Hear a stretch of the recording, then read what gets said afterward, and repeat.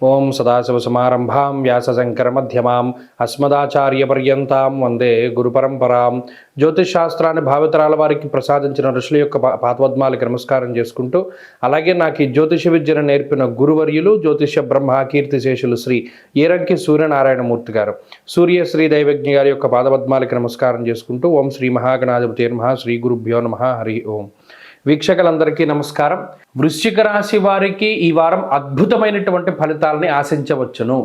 చాలా కాలం తర్వాత గ్రహములకు మీ మీద దయ కలిగినది. ఎందువల్ల అంటే అటు గురుబలం లేదు, అర్ధాష్టమ రాహు యొక్క స్థితి ఉన్నది, ఉండవలసిన అన్ని ఇబ్బందులు ఉన్నాయి. వృశ్చిక రాశి వారికి ఎప్పటికి మారుతుందా అని చాలామంది పాపం మీరు ఎదురు చూశారు. నేను ఎప్పుడు మంచి చెప్దామని ఆలోచన చేస్తూ ఉన్నా. ఇప్పుడు ఆ సందర్భం వచ్చింది. రవి తృతీయ స్థానమందు, కుజుడు తృతీయ స్థానమందు, చంద్రుడు తృతీయ స్థానమందు, ఉపచయ స్థానమందు ఉన్నటువంటి పాపగ్రహములు విపరీతమైనటువంటి రాజయోగాన్ని ఇస్తాయి. ముఖ్యంగా తృతీయమందు ఉండేటువంటి రవి కుజులు ఇద్దరూ చాలు, మిగతా గ్రహాలు ఎంత ప్రతికూలంగా ఉన్నా వారి నుండి మిమ్మల్ని కాపాడడానికి. ఏంటండి ఫలితము అంటే సహజైనవదేచ్ఛాదా భక్ష విక్రమసోదరాన్. ఇది ప్రత్యేకించి తృతీయ స్థానము మంచి భోజన సౌఖ్యాన్ని కలిగించేటువంటి స్థానం, సోదర స్థానము, విక్రమ స్థానము అంటారు. అంటే ధైర్యాన్ని పెంపొందించేది. ధైర్య సాహసే లక్ష్యం. మనకు ఉండేటువంటి అనేక రకాల సమస్యలు ఉండవచ్చు, కానీ భయంతో ఇప్పటి వరకు వెనకడుగు వేసినటువంటి వృశ్చిక రాశి వారికి చాలా ధైర్యంగా ముందుకు వెళ్ళగలిగేటువంటి శక్తినిస్తుంది ఈ గ్రహస్థితి. ఇష్టసిద్ధి సదారోగ్యం బంధు సంతోషవర్ధన అన్నారు. అంటే ఇష్టసిద్ధి కలుగుతుంది. ఫలానాది మీరు కావాలని కోరుకుంటున్నారు, ఫలానాది అవ్వాలి అని వాంఛిస్తున్నారు, అది ఖచ్చితంగా అయ్యేటువంటి వాతావరణం ఉంటుంది. అలాగే సదారోగ్య, ఆరోగ్యాన్ని కాపాడుతుంది ఈ గ్రహస్థితి. ఆరోగ్యం భాస్కరాదిచ్చేత్.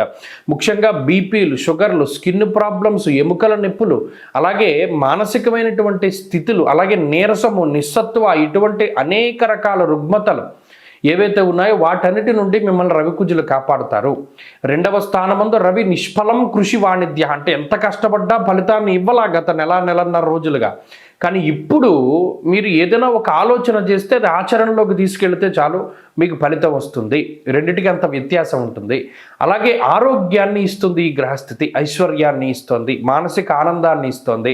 సమాజంలో క్రియాశీలకమైనటువంటి పదవిని ఆశించేటువంటి వారికి రాజకీయ గ్రహాలైనటువంటి రవికుజులు యోగించబోతూ ఉన్నారు. కాబట్టి అన్ని విధాలుగా కూడా ఈ రవికుజుల యొక్క అనుకూలత వల్ల మంచి ఫలితాలని మనం ఈ వారంలో వృశ్చిక రాశి వారికి ఆశించవచ్చును.